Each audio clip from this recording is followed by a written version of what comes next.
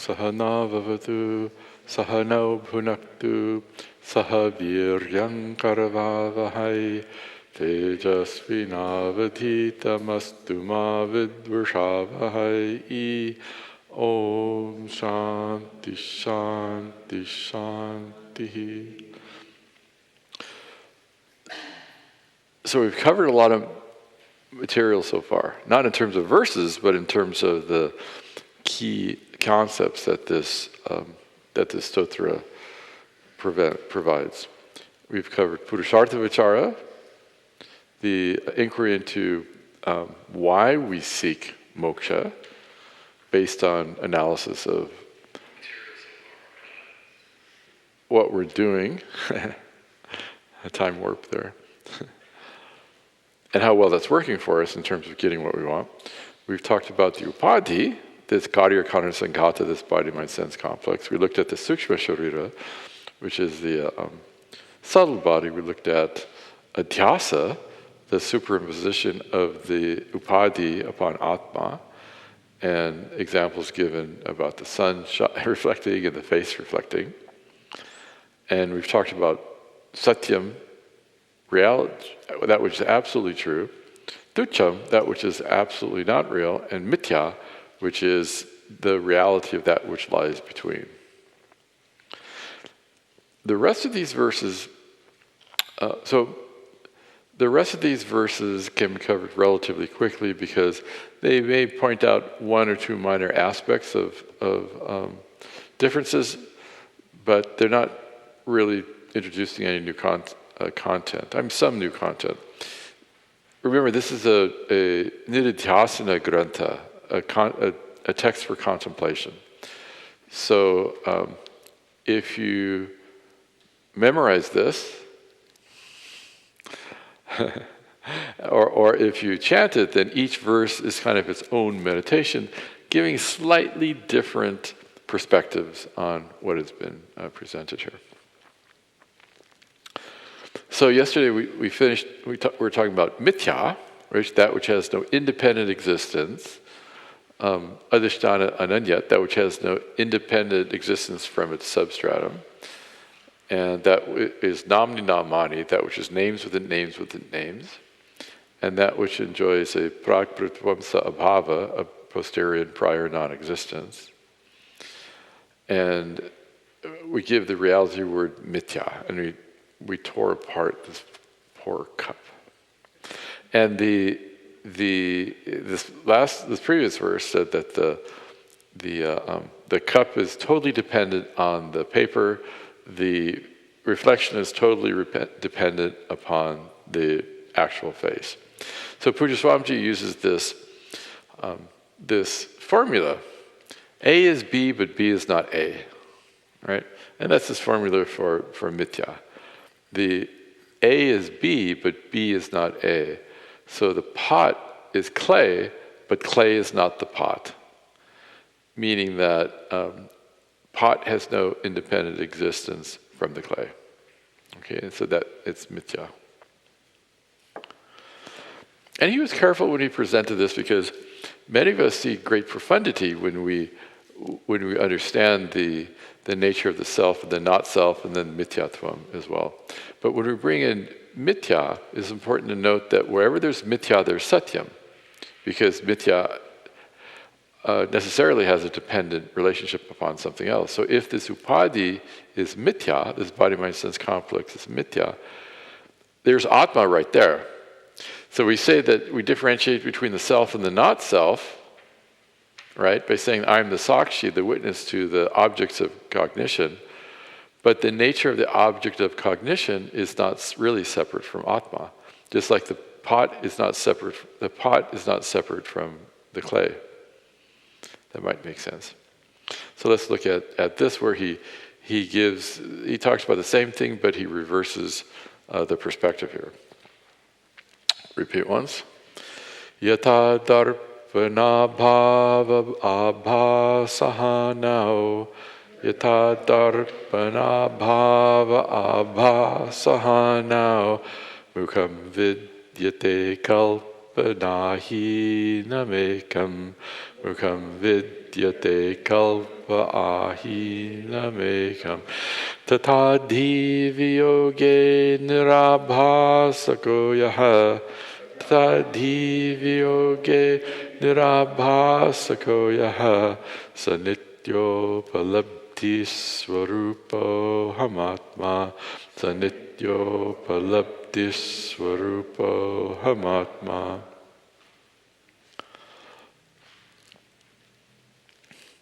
Yata darpana abhave, this is padacheda here, breaking up the words. Abhasaha now, mukham vidyate kalpanahinam ekam tata dhiyoge nirabhasakaha yaha saha nitya upalabdhi swarupaha aham atma.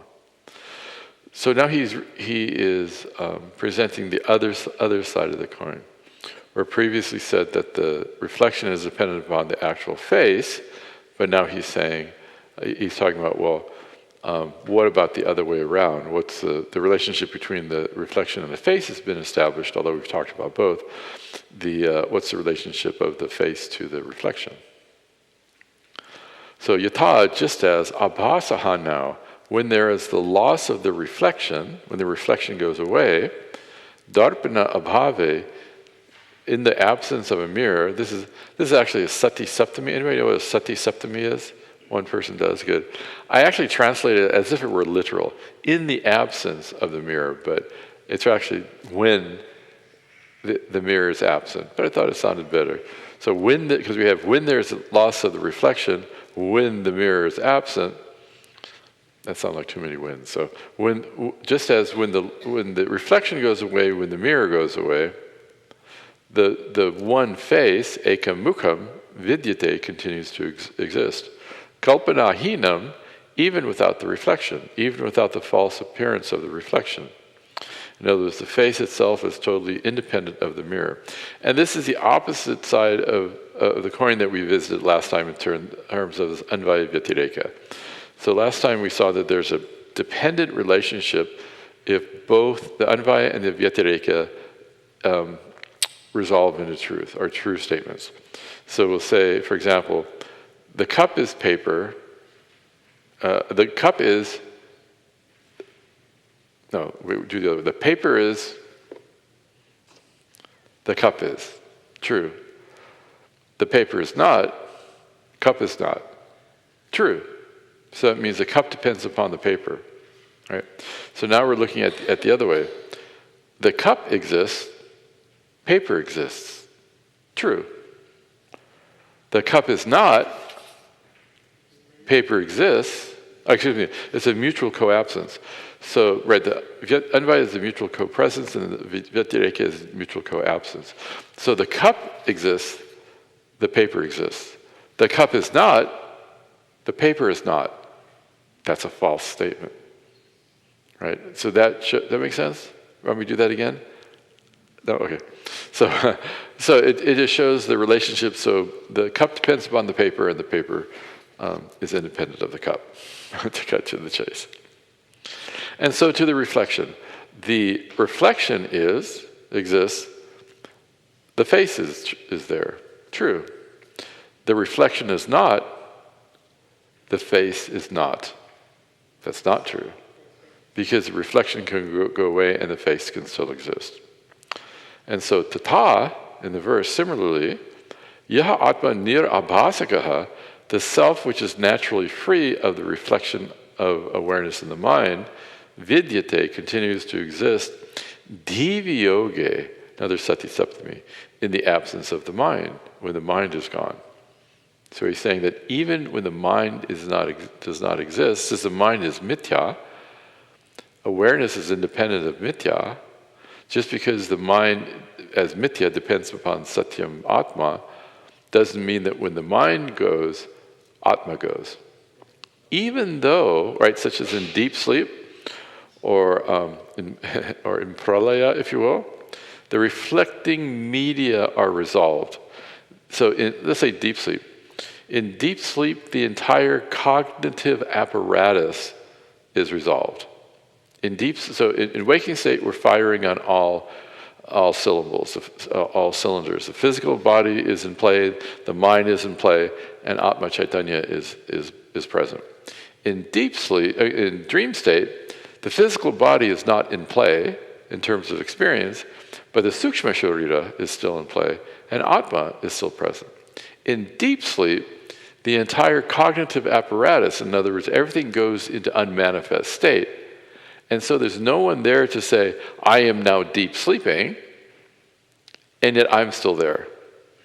Because I recognize that when I wake up, they ask, how did you sleep? And I can say, oh, I didn't know anything, but I slept well. Because the only thing present in deep sleep, they say, is tamas and ananda, right? I slept, I knew nothing, and I enjoyed it. This is why we have bedtime rituals, right? This is why we buy 400 thread count Egyptian cotton. Is that a high thread count, 400? Do they make 800? They do? Oh my goodness, okay. Right? And we have the rituals, we have to, we have to have the right pillow and the right temperature and put the sound machine on, whatever you do. Because we love sleep. Why do we love sleep? Because there's only ananda there. There's no one there to comment on it, but still we're present even in deep sleep. So that's the idea here. And the way Advayatmananda, I like the language he uses. He says, there is no localized consciousness. Right? That's a nice way to look at it. Right? Chidabhasa is localized consciousness. The reflection of awareness in the mind is localized consciousness. And when the reflecting media is resolved, the chidabhasa, the reflection is resolved, but the localized, individualized, individualized consciousness is resolved. But what is the anuvritti? What continues? What continues, like with the face, what continues is when the mirror is gone, the reflection is no longer there, but the face still is. And so what continues when the reflective sattva, the reflective mind is gone, and the chidabhasa, localized consciousness, is not present, I, Atma, am still present.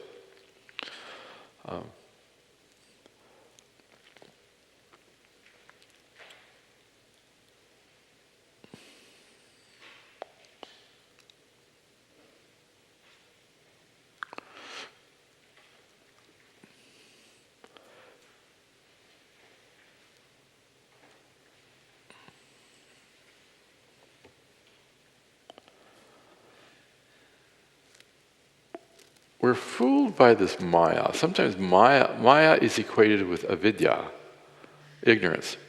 And it's confusing sometimes. Because if maya is the upadhi for Ishvara, does that mean Ishvara has ignorance? Right? Sometimes they're used interchangeably, really. Maya and vidya. Because in deep sleep, all there is avidya, you could say ignorance, or the karana sharira, if you will, which is ignorance. And in pralaya, when the entire creation resolves, the model says the only thing that's there is maya, right, plus Brahman or Atma. But they're used sometimes interchangeably. Because as we said, what is ignorance for the individual, another way to say it, what is ignorance for the individual is maya for Ishvara. Right? Because maya is Ishvara's upadhi, and this Karya Karana Sagata is the Jiva's upadhi, which is caused by ignorance. And so for us, we have the veiling power and the projecting power. For Ishvara, it's just the projecting power. And so, a question, let's see who understands this. Like if you're there today, if we visited Swami Advayatmananda at Arshabodha, some of us were there. And those of you who were there got to hear this Swami's greatest hits because you heard some repetition there.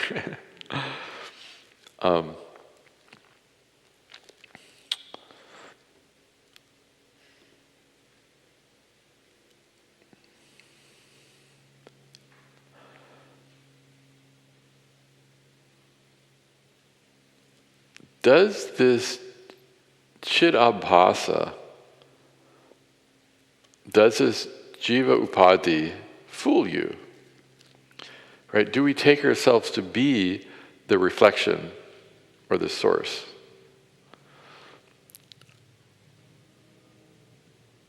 Does this ignorance ensorcel you.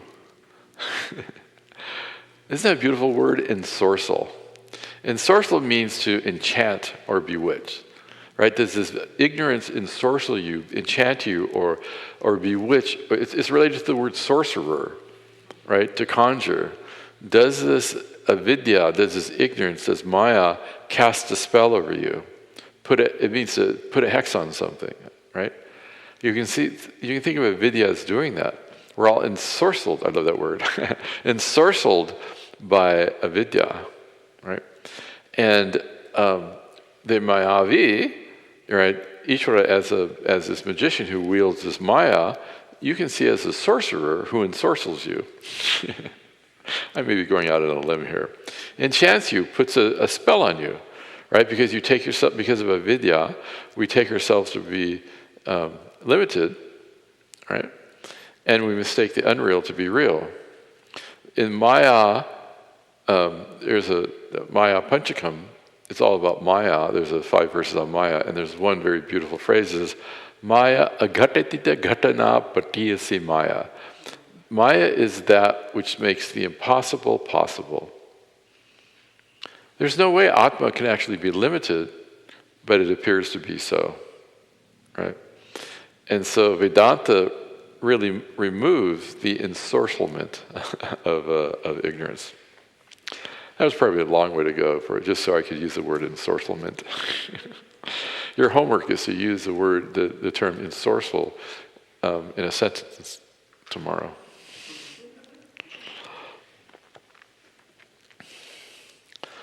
We'll be skipping some of the content on this handout.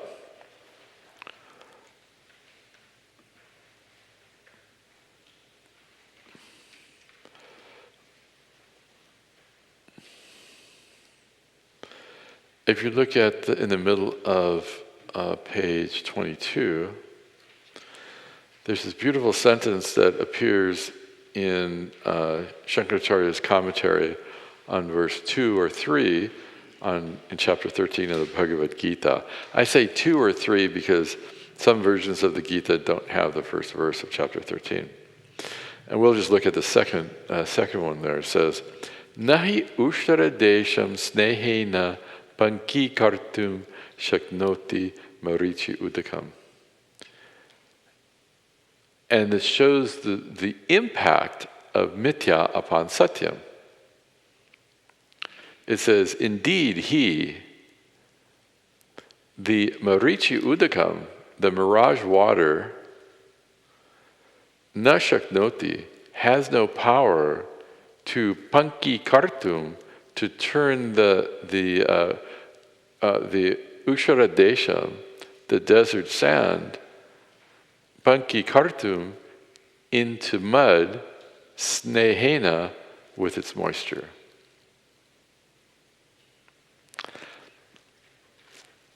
The mirage doesn't make the sand wet. The upadhi does not make the atma limited. The mirage is an appearance. This body and mind is an appearance. There's no real contact, right? Because there's not really two things. There's no real contact between the clay and the pot because we only have one thing here. And so the desert sand is asanga, ever untouched by that mirage that's superimposed upon it. It's a beautiful imagery. I think it's a beautiful imagery to keep in mind, right? Sometimes Shankara talks about when you walk down the street and your shadow falls somewhere, does it affect you? A little different metaphor. If it falls on clean water or sewage, what does it matter? Right? Because there's no real relationship between them. I mean, one is the cause for the other, but the shadow doesn't, which is only ephemeral, evanescent, has no, doesn't touch the source of that, which is the body. And therefore, saha nitya upalabdhi swarupaha aham atma. I am that self which is the nature of timeless awareness, which is the paper, not the cup. All right. Now, so you have to put on your big boy dhotis here, because the Purva Pakshi comes in and says something which could blow your mind.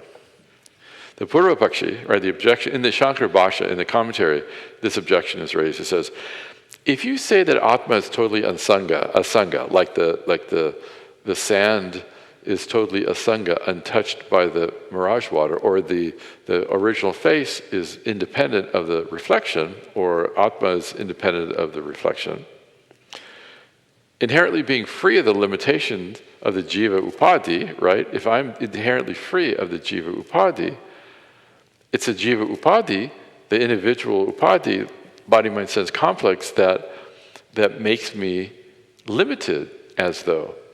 But if I'm already a sangha, then there is no bandha. If I'm already unattached and free from it, then there is no bondage. And if there is no bondage, there is no moksha. And there is no moksha, then all the Upanishads and all the teachings become anarthakam, useless, meaningless. And that's a no-no. Everybody wants their scriptures to be full of meaning, right? But look at this, if there is no bondage, there is no samsara, then there is no moksha, and there is no moksha. The purpose of the Upanishads is to give moksha, and then the scriptures become meaningless. That's a problem.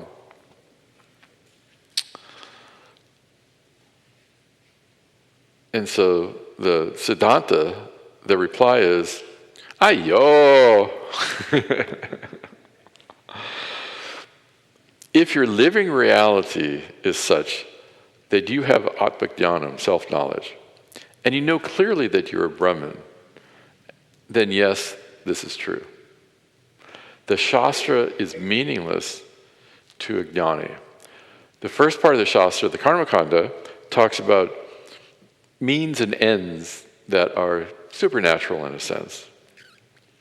But the Upanishads are meant to give knowledge, a means of knowledge for the self. And if it's meant to give knowledge to somebody, its target audience is someone who's ignorant. So the target audience for the Shastra, for the scriptures, is an ignorant person. Either one who thinks they have something to gain by doing rituals because they want to go to heaven because they don't know the self, or someone who's ignorant, for the Karmakanda, the first part of the Vedas, or for someone who doesn't know the self. You need a means of knowledge, and the Shastra is a means of knowledge. So the target audience for the Upanishads is the jnani or ajnani. The ajnani. Why would someone who knows arithmetic need a book on arithmetic? So it's only for those who consider themselves bound.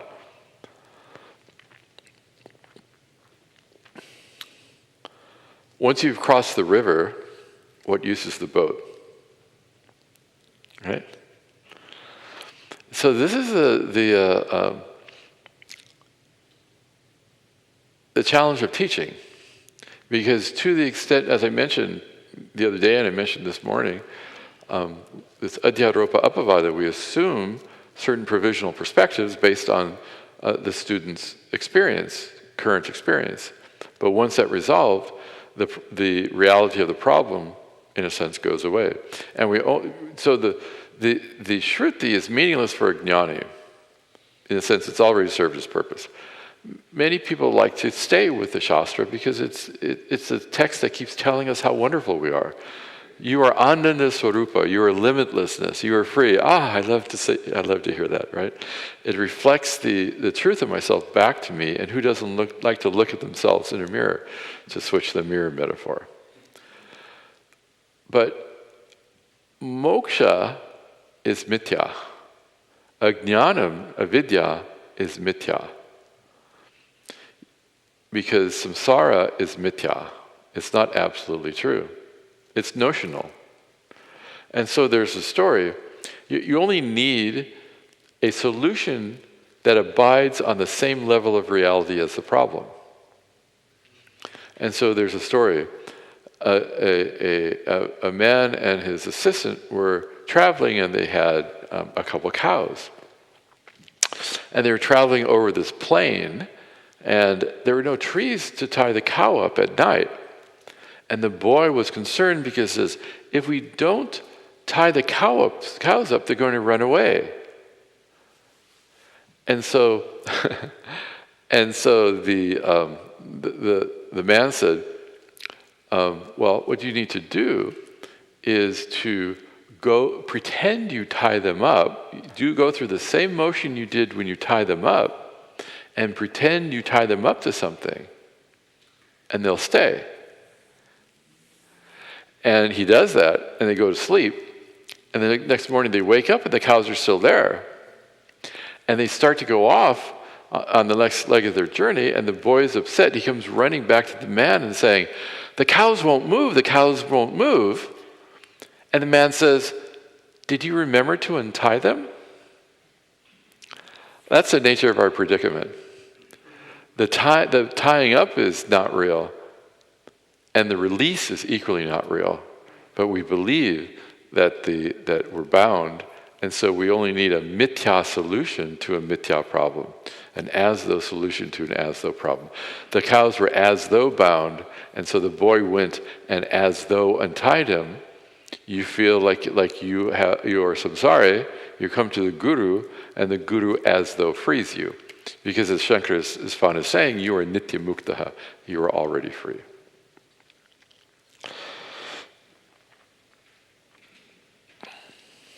Let's go to the next verse. Repeat. Manaschakshurader vimuktas swayam yaha. Vimuktas swayam yaha. Manaschakshurader manaschakshuradihi. Manaschakshurader manaschakshuradihi. Manaschakshurader agamya swarupaha. Manaschakshurader agamya swarupaha. Sanityo palabdhi swarupo hamatma. Palabdhi swarupo hamatma. You can notice my swara, my sa goes all over the place. Anybody know what I mean by sa? Sa? Sa-re-ga-ma pa-ta-ni-sa ni-da-pa-ma-re-ke-sa. Sa-re-ga-ma-pa-ta-ni-sa sa-ni-da-pa-ma-ga-ri-sa. That's do-re-mi-fa-sol-la-ti-do. You notice I say that and don't sing it. Okay, so let's look at the Padacheta. Manaha chakshuhu adehe, that's one word, with one samasa with 3 words. Viyuktaha swayam yaha. Manaha chakshuhu adehe. Manaha chakshuhu adihi. Manaha chakshuhu adehe. Agamya swarupaha. Saha nitya upalabdhi swarupaha aham atma. So he's saying 3 things. This sounds very poetic because he says very similar phrase at the end of each of the first 3 padas. He says, in the first one, the mind, the Atma is distinct from the Upadhi, which we've seen.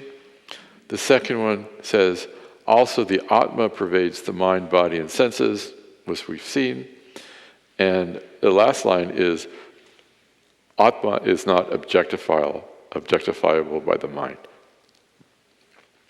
So, Manaha chakshuhu adehe viyuktaha swayam yaha. The self is distinct from the mind.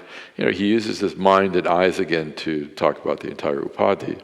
So yaha, the self, swayam itself, viyuktaha is distinct. Manaha chakshuhu adehe, panchami vibhakti, from the mind and eyes, etc. I am naturally free from that which is subject to objectification, as we know. We're going to skip over all this logic because we don't have time. It's too it's too expensive in terms of the time it would take. I think I put. Oh, where is that?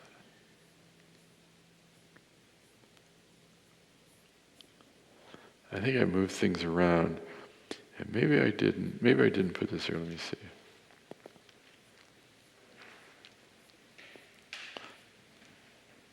Yeah, so we're on verse 5. It's been a long day. We're on verse 5 and on page 24 at the top, the quote from Vivekachudamani. So we're saying again, we're seeing the relationship between that Atma is free of the Upadhi. Nice verse from Vivekachudamani. It says, Munjad ishikam iva drishyavargat patyam cham atmanam asangam akriyam vichitya tatra pravilapya sarvabtad atmana tishtati yahasa muktaha. He says, so at a high level, he is free, saha muktaha, yahavitya, who does the separation, pratyamcham atmanam, of the innermost self, asangam akriyam, which is inherently unattached and actionless. In other words, separating the self, drishya vargat, from the whole host of objectifiable things, the body, mind, sense complex, cognitively, right? How? What's it comparable to? This is the drishtanta. Munjad ishikam iva, like separating the inside of the stalk from the munja grass. So there's a certain type of grass that you can remove the pith from the sheath. So this is the illustration that the Vivekachudamani uses. Very beautiful text, long text. Many of us teach 108 of the verses. There's over 500 verses in Vivekachudamani.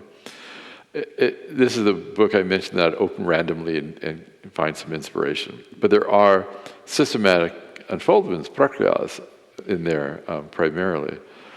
And so Puja Swamiji wanted to teach it, but it's a long path. It's a long journey to teach all 500 plus shlokas. And so he asked Swami Paramarthananda to extract the most profound 108.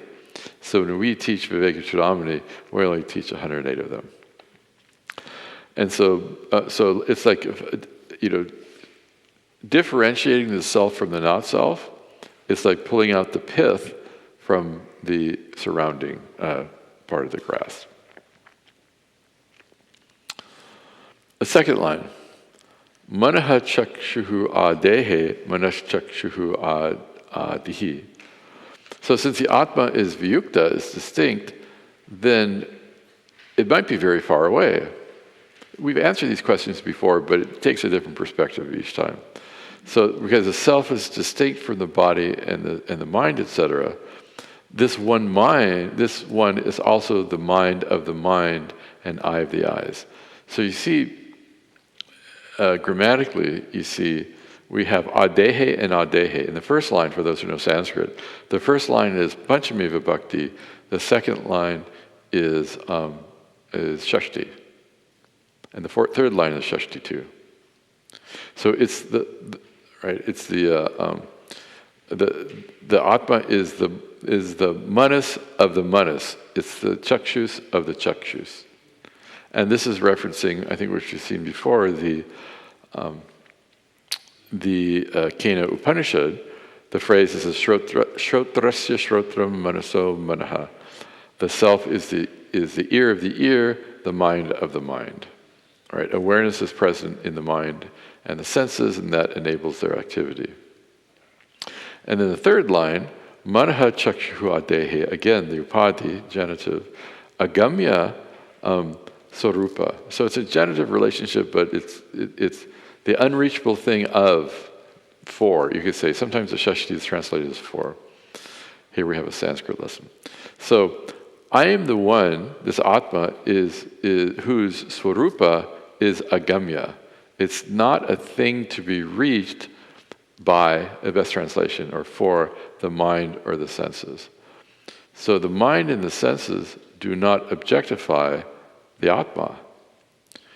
So it's unreachable by the mind. Atma is unreachable by the mind. Atma is unreachable by the senses. Right? You can't objectify awareness. There's this famous phrase from the Shruti. It says, Yato vacho nivartante apraapya manasa saha. From where speech along with the mind return, unable to reach.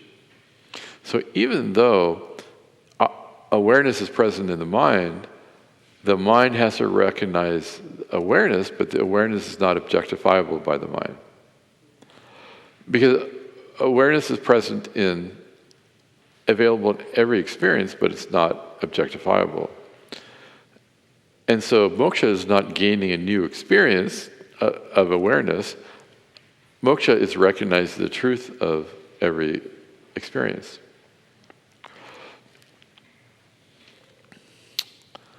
So you could say, it sounds like, well, Atma is unknowable, right? Some people have a model of, well, you have to transcend the mind. Who's transcending the mind, right? Atma is already transcending the mind. And to know Atma, you need a mind. So even though words, it's not directly available to the senses, it's not directly available to the mind. Are Vedanta teachers simply doing mouth exercises, flapping their gums to make a firmer jaw? No. So this is where we use this lakshartha. So the direct meaning of a word is called vachartha, the direct meaning of a word.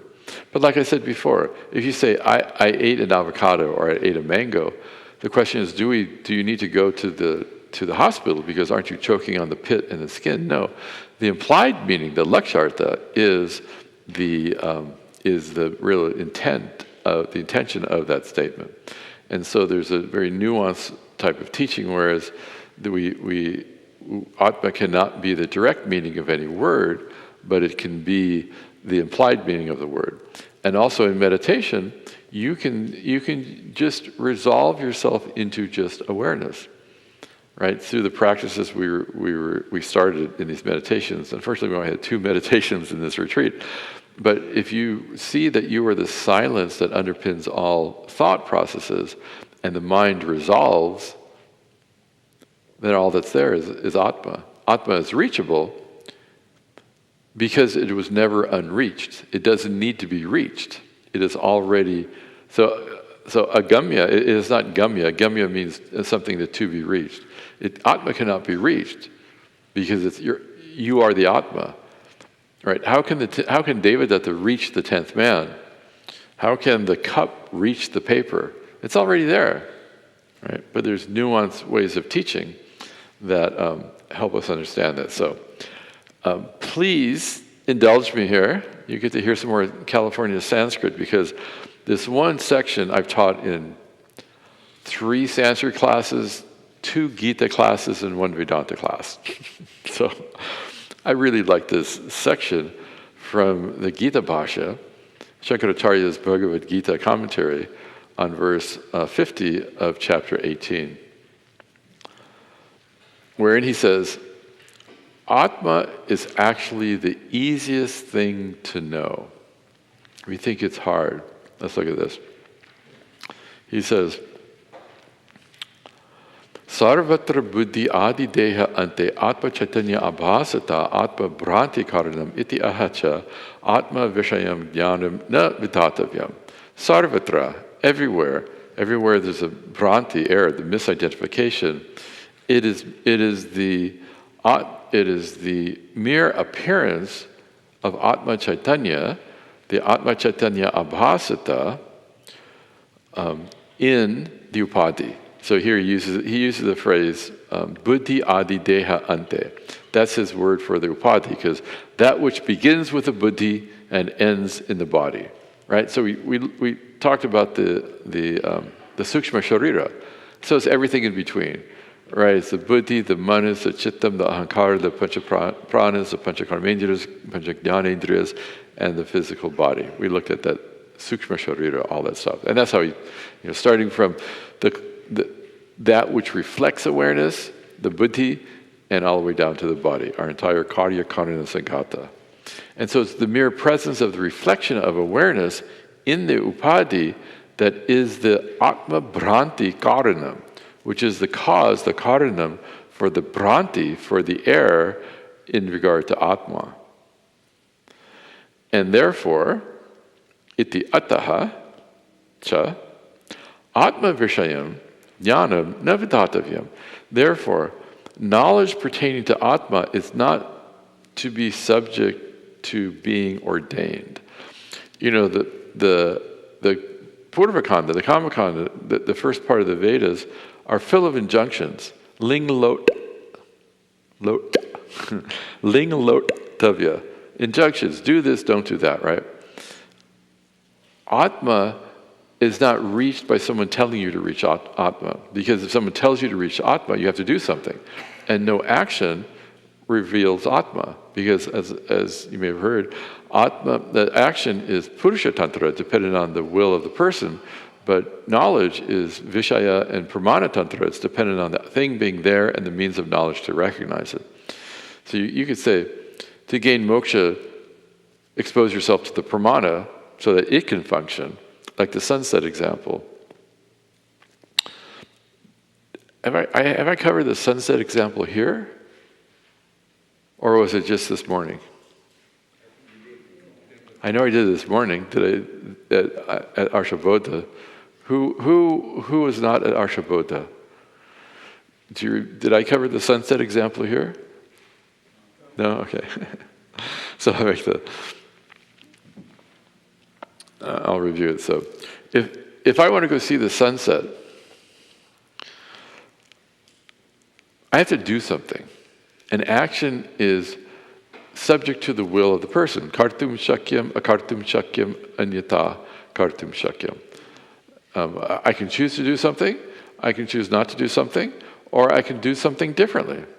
Right? Shankara says in one of his commentaries, Saha ashwaina gacchati, padbhyam gacchati, na gacchati atava anyata gacchati. He says someone can choose to go someplace on a horse, someone can choose to go by foot, someone can choose not to go or go somewhere else.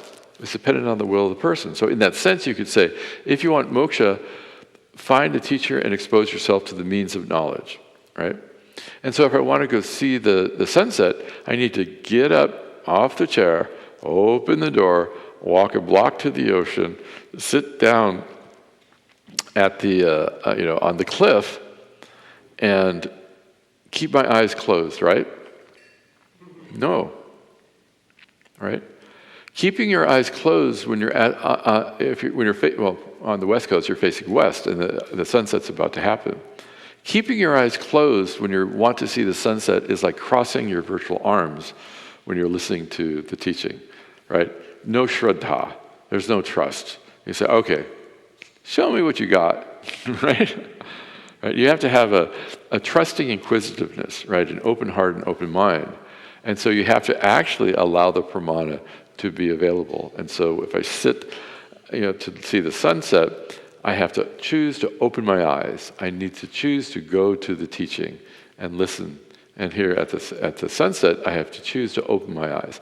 Once I open my eyes, what further action is required? Nothing, right? So you can see that the process of getting up and walking and sitting and all that can be considered actions which help prepare one for the pramana to function. Maybe, in terms of atmic dhyana, maybe I need to quieten the monkey mind, so I do some dhyana, some meditation. Maybe I have a very closed heart, so I invite Bhagavan into my life, and I sing some bhajan. If you're looking to get blissed out, become a devotee and sing bhajan. I used to sing so much bhajan in the first car I had that I would be singing and I would be pounding the dashboard blissfully, so much that I cracked the dashboard. It was an old car, right? And people looked at me going, "Oh, what's this guy doing?" If you can taste the sweetness of the Lord's name on the tip of your tongue, you can live in perpetual happiness, right?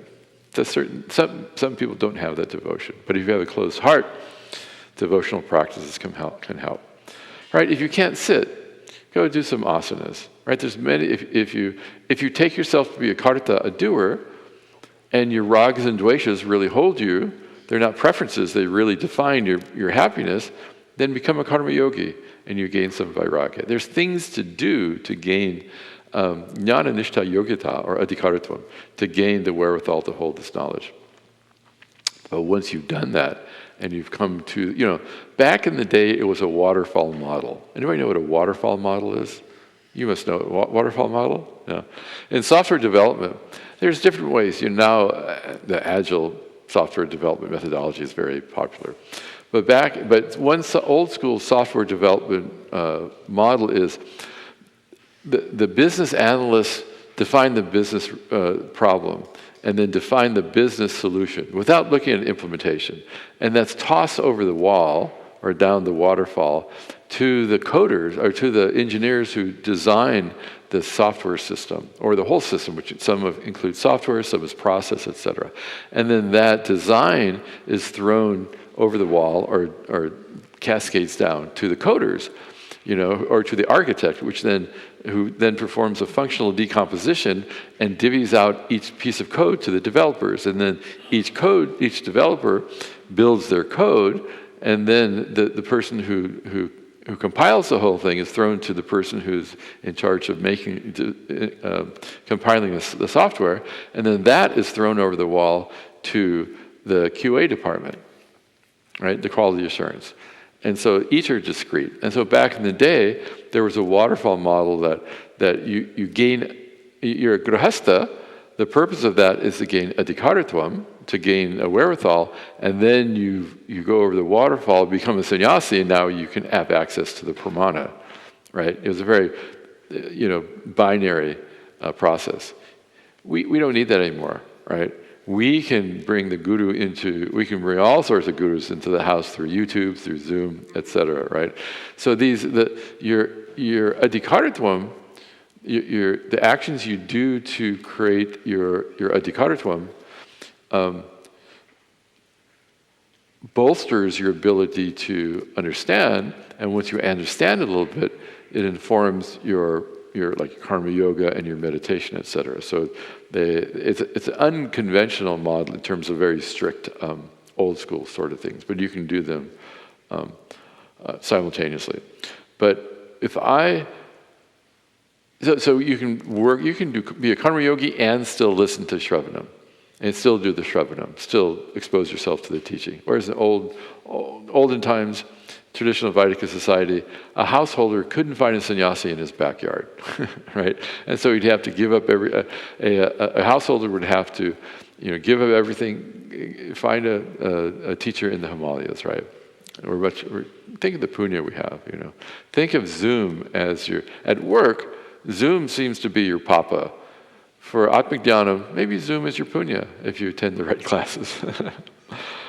But when I'm sitting, so the preparation to see the sunset, to have the pramana function, is by deciding that I want to see the sunset, that I get up and I walk and I sit, and the last thing I do is I open my eyes.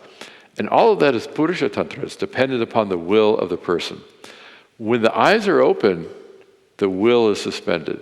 And that's what's happening here. Pujya Swami beautifully talks about that, This is the Shabda Pramana. Language is a means of knowledge which functions without anybody's will, right? You just listen, right? So the seeing of the sunset is, the listening to the teaching is being compared to the seeing of the sunset. And so once I open my eyes, if the sunset is there and my eyes are functioning, knowledge takes place whether I want it or not. Vishaya Tantra means knowledge is dependent on the Vishaya, the object to be known, and Pramana Tantra means that there's a functioning means of knowledge, right? If you walk past a septic, an open septic tank or a sewage, if you get a whiff, that was not born of your desire or intention or your action. You're going to smell that whether you like it or not, because the object is there, and the smell, so the smell is there, and your nose is there, and it's not dependent on your decision. And so you can't. You can say prepare yourself for knowledge and then expose yourself to the pramana, but you can't really say you have to accomplish something through action. Next statement: Kim tarhi? Then what? Right? Nama rupadi anatma adhyaropana nivritti eva karya. Beautifully says, then what do you do?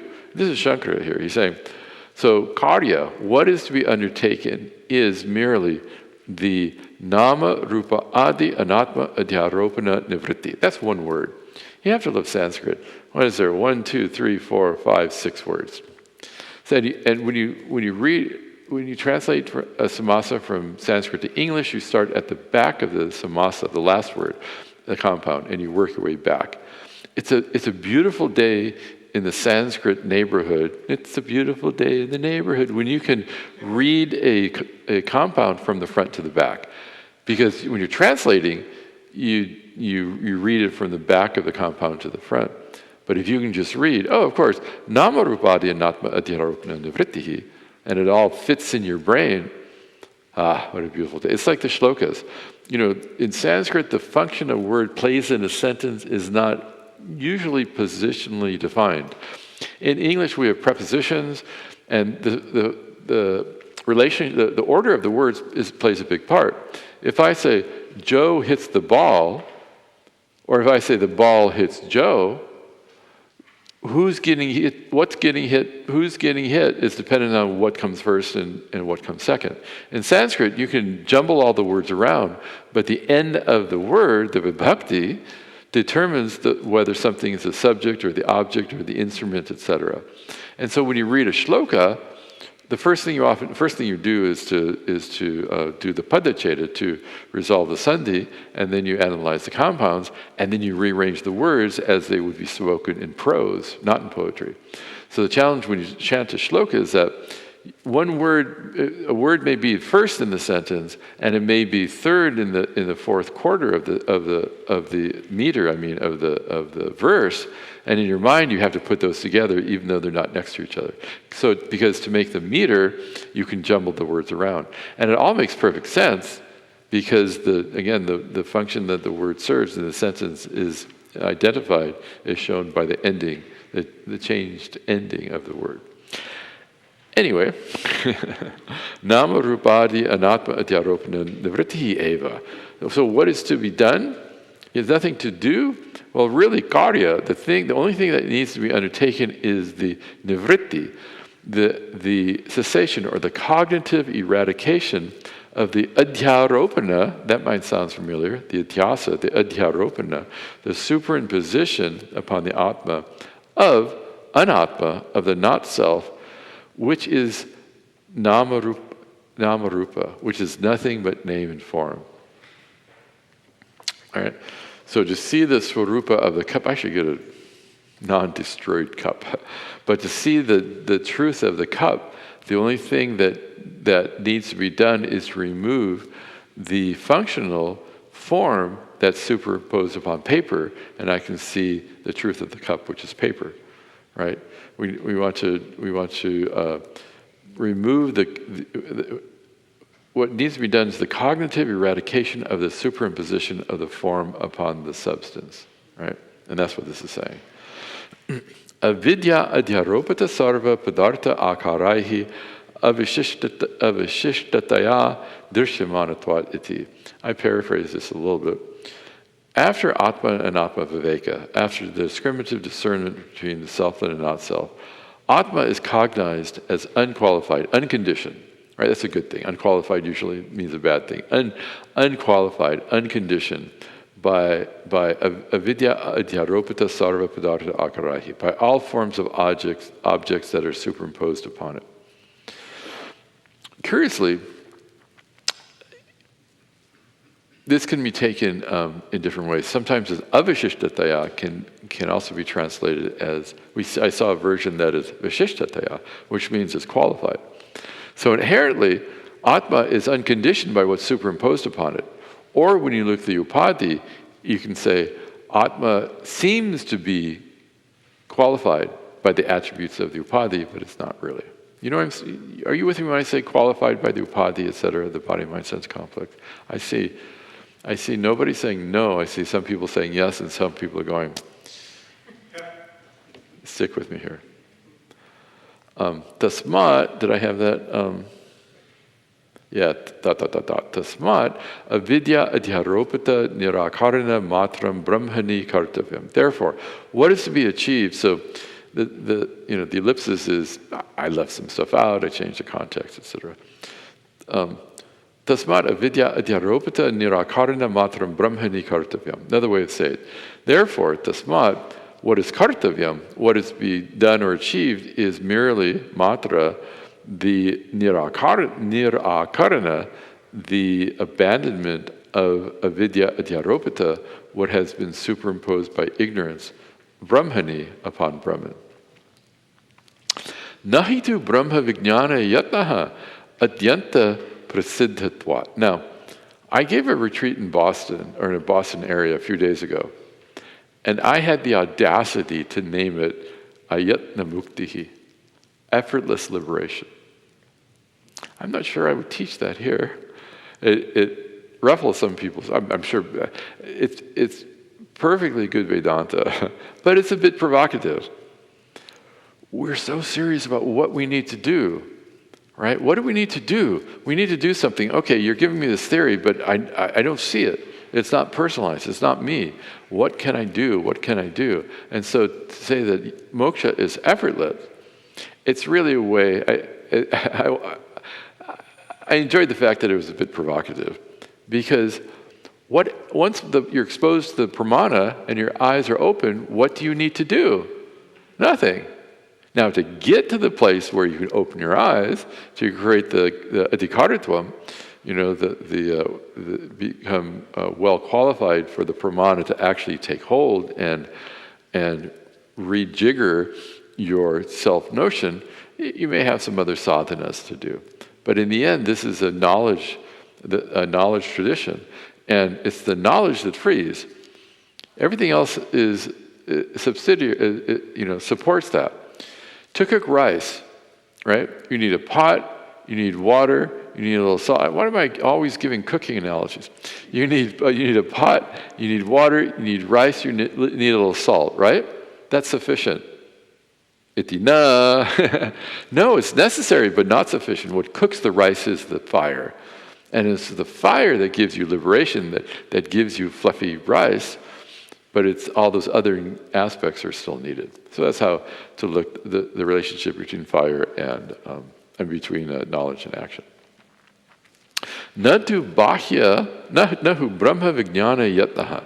Listen to this. This is Shankaracharya talking, saying, but there is no effort required in respect to the cognizance of Brahman. Adyanta prasiddhatvat, because of being absolutely self-evident. You are self-evident. You are an awareful, existent being, right? There is no, if I see out of the corner of my eye, the problem is we only have vishesha samanya jnanam, not vishesha jnanam. We only have a general knowledge that I'm here. Isn't that enough? No, we don't really know who we are. So when I see the rope, which is always over there, I don't know the reality of it, so I superimpose a snake on it. But the image of the rope comes into my mind whether I want it or not. Not the greatest example, but it takes no effort to even cognize, to recognize I am here and I exist, because I am nitya atyanta prasiddha. I am a self-revealing reality, right? And that way because of that, you can say, are you here? Yes. Affirmative. Are you awareful? Yes, I'm awareful. Let's interrogate what the true nature of this existent awareful being is. Avidya kalpita nama rupa vishesha akara apahrita buddhinam, one word, adyanta prasiddham suvignyam asannataram atma bhutam api aprasiddham durvignayam ati duram anyat ivacha pratipati avivekinam. So he says, so this is what I meant by the words that are separated, even in prose. You see the first word, avidya kalpita nama rupa vishesha akara aparita buddhinam, shashti vibhakti bahuvachanam, genitive plural, and then at the very end of the sentence, avivekinam, shashti vibhakti bahuvachanam, they're both genitive plural, and so we have to put them together. So for those avivekis, for those who lack viveka, discrimination, who are avidya kalpita nama rupa vishesha akara aparita buddhinam, for those whose minds are carried away by the various appearances of names and forms imagined through ignorance. That's a translation of that one samasa. This Brahman, api, even though being atyanta prasiddham, absolutely self-evident, self-revealing, suvijnayam, effortlessly cognized, you're awareful, you exist. That's the Atma. Asannataram atmabhutam, nearer than all else, being one's very self. For those avivekis who have no viveka and are carried away by samsara, by the ragas and dveshas, oneself appears, pratibhati, appears to be aprasiddham, not evident. What do you mean the Atma? Durvijnayam, very difficult to know. For those who don't have, again, for those who have no viveka, no Atma and Atma viveka, discriminative discernment between the self and the not self, who are carried away by avidya, who are ensorcelled, by avidya, by ignorance. So I'll start using that word more. I've used the word again in a sentence, so that relieves you of the burden of having to follow my injunction to use the word ensorcel, unless you want to bother your children and start using that word. So for those who don't have a pramana, don't have the wherewithal to gain this knowledge, the Atma appears as aprasiddha, somehow not evident. Durvijnayam, very difficult to know. Well, how do I know the self?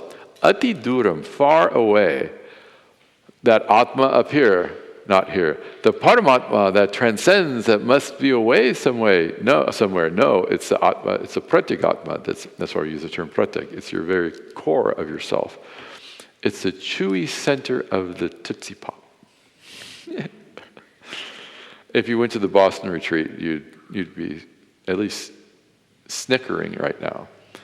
Although we didn't bring Snickers, we brought Tootsie Pop, so it's a whole different thing. No one's getting any of these jokes. Okay, and Atma appears to be anyat eva, as though other. Okay, Charles gets it. A Snickers bar? It's another candy. Anyway, you have to explain the joke. It's not worth it. Isn't that extraordinary? For those who have discernment, Atma and Atma Viveka, there's nothing near, there's nothing more evident. It's like our 10th man saying, of course, it's me. There's nothing, me as the 10th man was always here to be understood. There's nothing closer, there's nothing self-revealing, more self-revealing. There's nothing easier to know than I am the 10th man. Once he was told, Dashamo Naraha Asi, you are the 10th man, right? Bhahyakara nivritta buddhi nantu labdha guru atma prasadanam na ataha param sukham su prasiddham su vijnayam su asannataram asti. Any questions? Oh, wait. But on the other hand, for those whose minds, so he's talking about the adhikari here, those who are bahya akara nivritta buddhinam, whose buddhis, whose minds are nivritta, have turned away from bahya akara, from external appearances. Meaning, Purushartha is clear. They want moksha, and to gain moksha, they want knowledge. And so they have vairagya. The world is like the bald man walking through the shampoo aisle at CVS. Do you have CVS's here? Yeah, drugstores, right? There's no push and there's no pull. There's no raga, there's no dvesha. Walking through the aisle of the shampoo aisle in a drugstore, there's a no operation. Nothing happens, right? And so for those who have that attitude towards the world, who have some vairagya, who are bahya akara nivritta buddhinam too, but who they're also labdha guru atma prasadanam. Those who have labdha, who have an obtained prasada, who have another way to say it, it's who have obtained the grace of the guru and the atma. Do you know samasas? All right, good. So this is actually karmatarya. Labdha modifies prasada, and then the guru and atma is a dvandva, and then tayoho goes with prasada. So those who have, and it's a bahurihi, those who have and obtained prasada of the guru and the atma. Anyway, you learn this when you study Sanskrit. What does that mean? The grace of the guru. The grace of the guru is his teaching. I apologize for using gendered language. Once your beard gets this white and this long, it's hard to transform every he into a they, or even how onerous to say he or she, right? Because I tend to use the old school male for both, right? Apologies. I'm not woke enough, I suppose. But those who obtain the grace of the guru, what's the grace of the guru? In some traditions, you gain enlightenment because the guru walks around with a peacock feather, taps it to your forehead, your kundalini is awakened, and it climbs up your spinal cord, piercing your chakras until it comes out the top of your head and you see a blue pearl. That's one tradition that's out there. Enlightenment is not a physiological, supernatural, mystical process. Okay. So we have the grace of the guru. He's a sampradayavit, or she is a sampradayavit who knows the traditional teaching methodologies, has their own clarity regarding this, right? And it's also atma prasada. What does atma prasada mean? The grace from oneself. It means a couple of things. It could mean the grace of the self can mean the quietude of mind. Prasada means grace, but it can also mean quietude. So one who has chitta naishchalya, one who has an abiding quiet mind, a non-agitated mind. Because if the mind is bouncing all over from here to Timbuktu, you're not going to be able to really see what the teaching is. But also atma prasada, the grace of oneself, can also mean you don't push away moksha. You have confidence that moksha is in reach. As I said, many people say, I'm too impure, I'll never get this. This is for Shri, holy man, whoever that might be, right? No. Allow yourself to at least consider that you can be enlightened even in this life. Right? And if you don't really see this, if you can't accept that, then work with that. What's keeping you from accepting that you might very well be able to be enlightened? You can't pretend. You cannot pretend to be enlightened, but it's not out of reach, right? Unless you're very holy and you walk with your feet don't touch the ground. Okay, so for those who are labdha guru atma prasadas, right, who have obtained the grace of oneself and the teacher, na ataha param, there is no sukham, there's no greater joy, na suprasiddham, there is nothing more evident, na suvignyayam, there is nothing more well known, or nothing more easily known, either way. And na su asannataram asti, nothing nearer to oneself than that Atma, than that Brahman. It's a very hopeful sentence, isn't it? I think the 10th man, for one who knows the self, there's no greater joy because he found the lost 10th man. There's nothing more self-evident because of course I was a 10th man. There's nothing more well-known because it's blatantly obvious, much to his chagrin. Oh yeah, I've always been the 10th man. And nothing nearer to oneself because he was the very 10th man. That's Brahman, that's Atma, that's Moksha. And Saha Nitya Upalabdhi Swarupaha Aham Atma, I am that very self which is the nature of timeless awareness. Verse 6. Ya eko vibhati swata shuddha chetaha. Ya eko vibhati swata shuddha chetaha. So that swataha turns into swatash, because it's followed by the shakara. So just like when we say shantihi, you put the vasarga and the sha together and you say shantish, shantash. So there's swatash.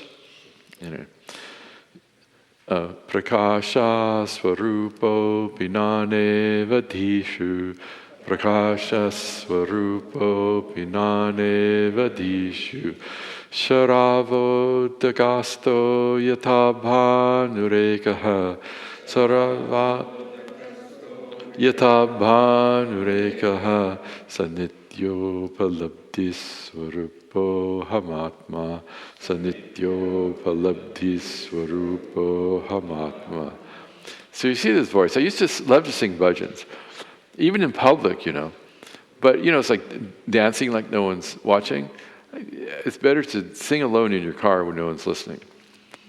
People were singing bhajans before satsang in Anakati. And I said, I used to sing bhajans. I'll sing one. And I sang a Muruga bhajan. Or a Subramanyam, Muruga. Subramanyam, Subramanyam, Shanmukhanatha, Subramanyam, Subramanyam, Subramanyam, Shanmukhanatha, Subramanyam. Right? And everybody was ecstatic. Right? They were just overjoyed. And I got a round of applause and everybody sang along. And I went, oh, they like that. And so the next day I went there and I had a whole list of bhajans. And I stunk to high heaven because my Shruti is not pure. And then I realized they loved it not because of at the time I don't think I was even a brahmachari. It wasn't because of the voice, the mellifluous voice of the singer. It was because it was a Subramanya Murugan song, and they loved Murugan down there, right? So you're hearing the same voice that was not cheered on the second evening. I even had the audacity to bring a Shruti, right? An iPhone, you can have itabla. Anybody have itabla? It also have a Shruti peti or or the tambura. And I said, okay, well, I'll keep in tune here. Oh boy. All right. Yaha ekaha vibhati swataha shuddha chetaha prakasha swarupaha api na eva Dishu, Sharava, Udaka, Staha, Yatha, Bhanuhu, Ekaha. So those who don't know Sanskrit, you see there's a difference between what I'm saying and what you're reading. And what I'm doing is doing the Pada Cheda, which I'm resolving the Sandhi, the euphonic combination between them, so people can begin to identify all the hundreds of thousands of people who will be watching this on YouTube will be able to identify each of the individual words to help with their own translation. Okay. So I have to say, it must have been a very sunny day when Shankaracharya met this Hastamalaka, because there are 5 verses that use the sun as a drishtanta. Verse 1 we saw, verse 6, verse 7, verse 8, verse 9. So you can just imagine him sitting there and say, oh, the sun, the sun, the sun, the sun. And this shloka is almost a repetition of the third shloka.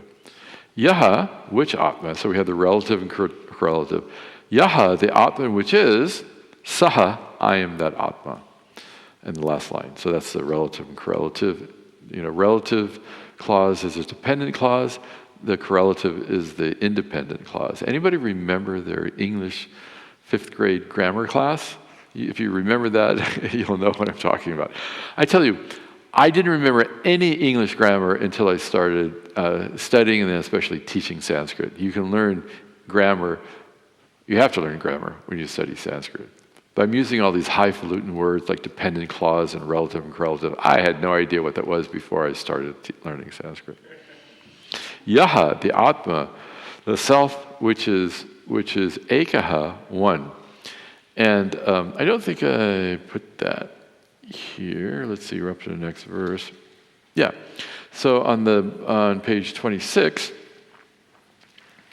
in the middle, verse 6, I say, ekaha, one, advitiya nasti dvitiyam yasya, bahuvrihi samasa, nanj bahuvrihi samasa.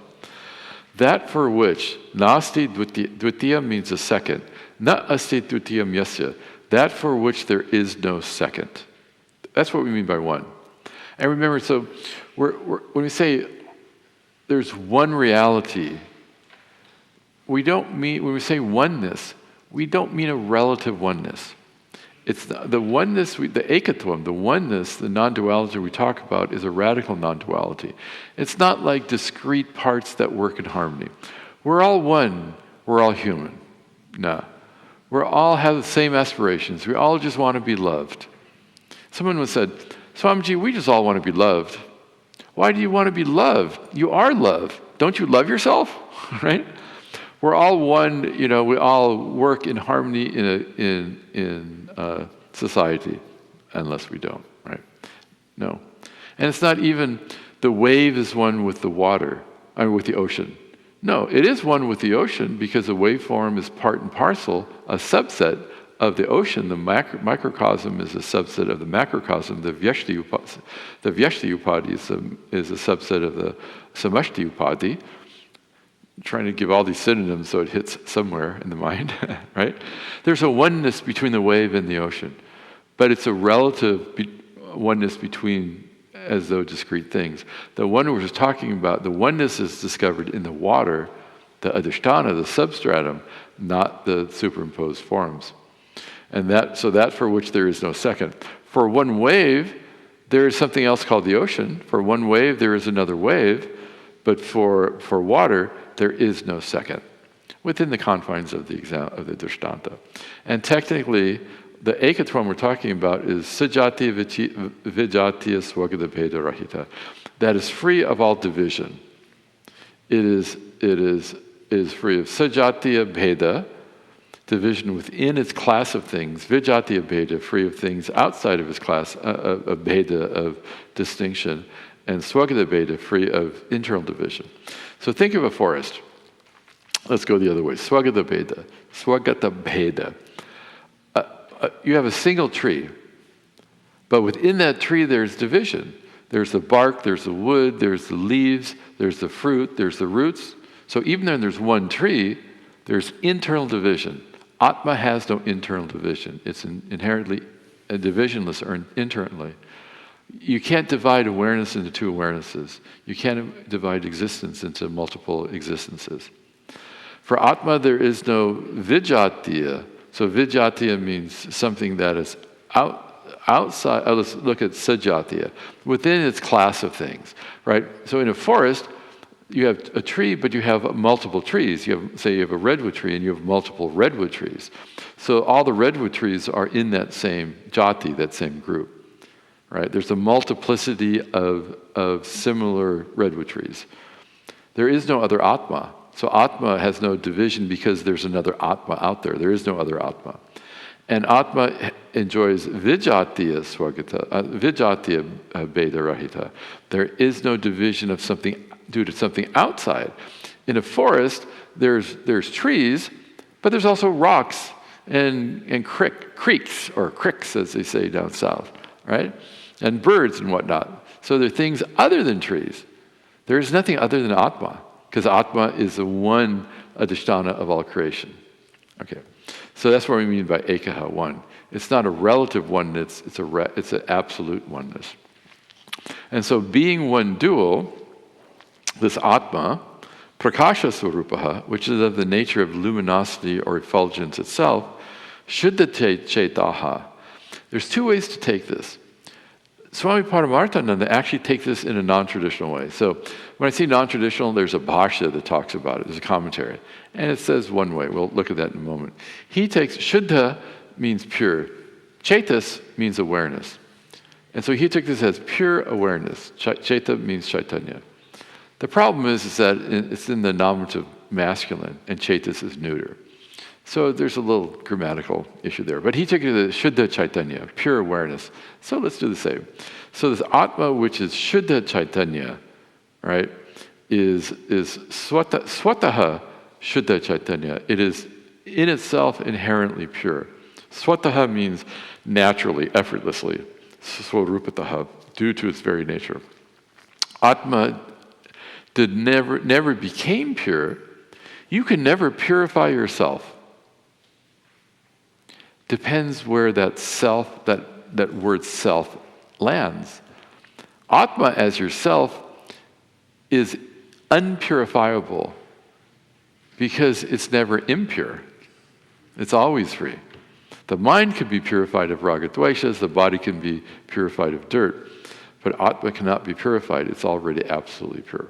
It's untarnished, just as the sun remains untarnished by what it illumines. So that's one, pure Chaitanya is Atma, and it's naturally Shuddha, naturally pure. The other way to take it that the commentary says is, Shuddha nirmalam chetaha manaha yasyasaha swataha shuddha chetaha. For one who, Bahuvrihi Samasa, for one whose chetas, whose mind is Shuddha, is pure, is nirmalam. So he says that Shuddha means nirmalam, chetas mean manaha, Bahuvrihi Samasas, for one whose mind is pure. And so I include both of them. So the knowledge of the Atma shines clearly, effortlessly, for one who has antakarana shuddhi. Antakarana shuddhi means a purity of mind, right? Whose ragas and dveshas have been neutralized, who have some composure, who have a accommodating spirit, right? Who have a spacious heart, right? In which this knowledge sits.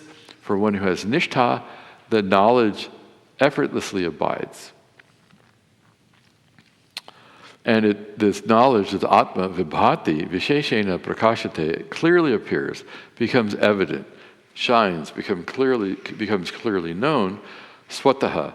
It shines of its own accord, without any effort. When you're in the process of trying to deepen this knowledge so that you're never ensorcelled by what the world presents to you, you may bring this vision back again and again. So we come to listen, we do Shravanam, we come to listen again and again, so that groove becomes so deep that it's a natural groove into which our thought processes fall.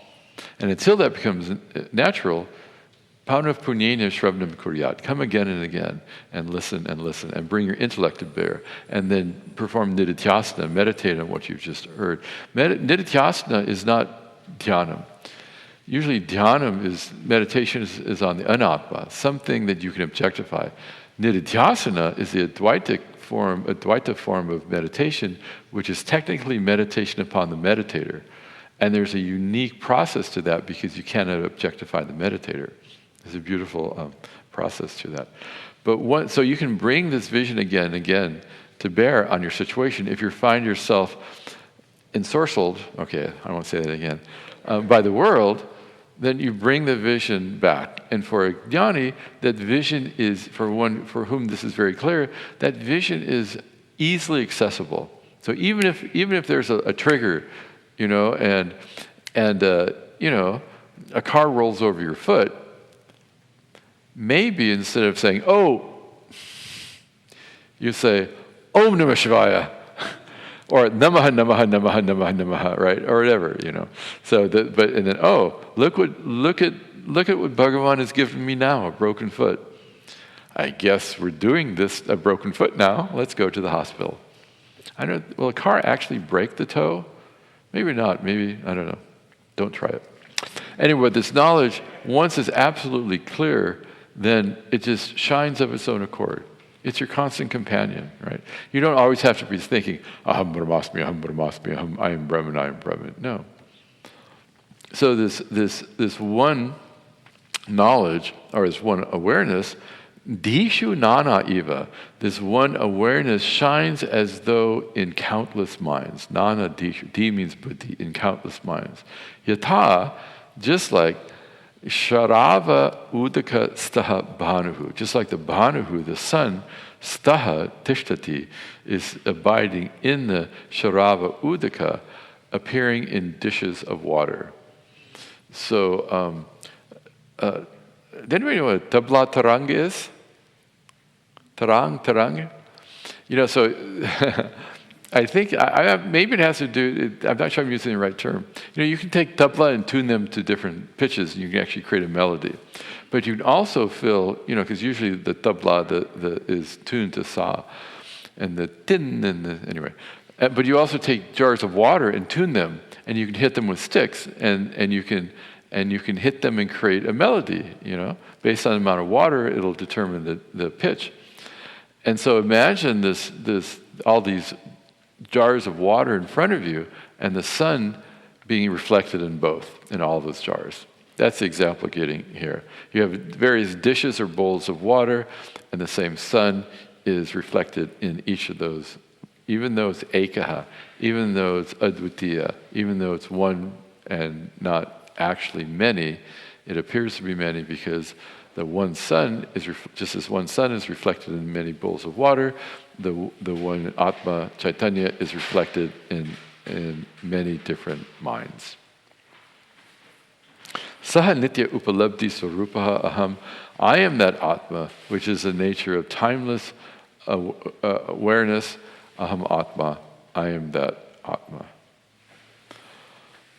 Om Purnamadav Purnamidam Purnat Purnamudachyate Purnasya Purnamadaya Purnamevavashishyate. Om Shanti Shanti Shanti. Harihi Om Shri Gurubhyo Namaha. Harihi Om. I bet many of you thought that the Swami could not complete 3 verses in one session. If we get through these, they're beautiful, but you see they can go relatively quickly. If we have any time left over tomorrow morning, we can have some more Q&A. But we'll do, Bhagavan willing, at least a couple of verses, probably a couple of verses tonight as well. So remember, we're having a class at 7:30 today, and now there's a special puja at 5:30.